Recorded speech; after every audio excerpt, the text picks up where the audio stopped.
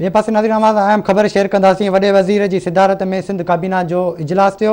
इजलास में motor vehicle ordinance में तरमीम की मंजूरी ॾिनी वई आहे। जी नाज़रीन, ब्रेकिंग न्यूज़ अवां शेयर कयूं पिया। मंजूरी बाद व्हीकल इंस्पेक्टर के गाड़ियुनि में लगल CNG किट्स के मुआयने की इजाज़त हूंदी। ट्रांसपोर्ट खाते के तरमीम जो ड्राफ्ट सिंध काबीना में पेश करण की हिदायत कई वई। अहम ख़बर खां नाज़रीन अवां खे आगाह कयूं पिया। वॾे वज़ीर जी सदारत में सिंध काबीना जो इजलास थियो आहे। सिंध काबीना मोटर व्हीकल ऑर्डिनेंस में तरमीम की मंजूरी ॾेई छॾी आहे। मंजूरी बाद व्हीकल इंस्पेक्टर के गाड़ियुनि में लगल CNG किट्स के मुआयने की इजाज़त हूंदी, जॾहिं त ट्रांसपोर्ट खाते के तरमीम जो ड्राफ्ट सिंध काबीना में पेश करण की हिदायत कई वई। अवां ताईं अहम ख़बर पहुचाई पिया। वॾे वज़ीर जी सिदारत में सिंध काबीना जो इजलास थियो आहे। सिंध काबीना मोटर व्हीकल ऑर्डिनेंस में तरमीम की मंजूरी ॾेई छॾी। मंजूरी बाद व्हीकल इंस्पेक्टर के गाड़ियुनि में लगल CNG किट्स के मुआयने की इजाज़त हूंदी।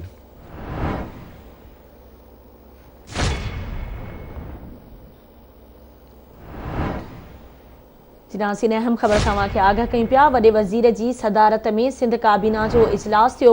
सिंध काबीना मोटर व्हीकल ऑर्डिनेंस में तरमीम की मंजूरी ॾेई छॾी।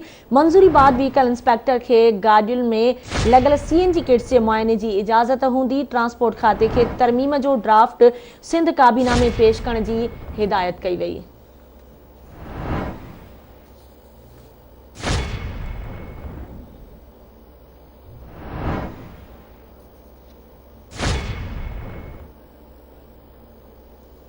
नाज़रीन, एक बार ॿीहर अवां खे आगाह कयूं पिया। सिंध काबीना जो इजलास वॾे वज़ीर जी सदारत में थियो।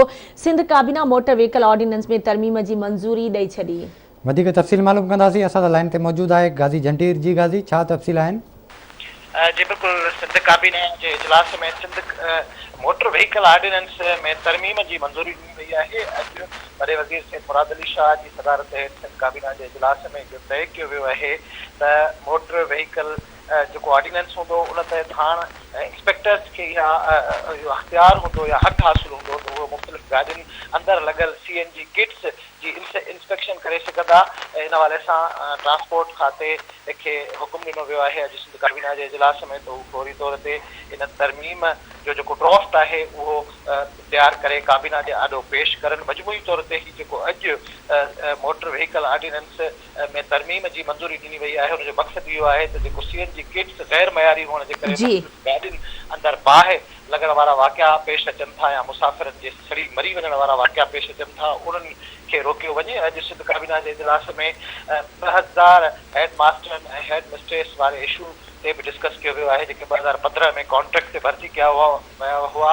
अॼु सिंध सरकार हाई कोर्ट जे हुकम ते इहो फ़ैसिलो कयो आहे त उन्हनि खां सिंध पब्लिक सर्विस कमीशन जे थ्रू इम्तिहान वरितो वेंदो। जेसीं ताईं इम्तिहान वरितो वञे तेसीं ताईं इन्हनि 2000 हेड मास्टरनि ऐं हेड मास्टरनि जो जेको कॉन्ट्रैक्ट आहे उहो बरक़रार रहंदो ऐं उहो पंहिंजो कमु जारी रखंदा। ठीक है, मुझ वॾी मेहरबानी गाज़ी जंटीर तफ़सील खां आगाह करण जे लाइ।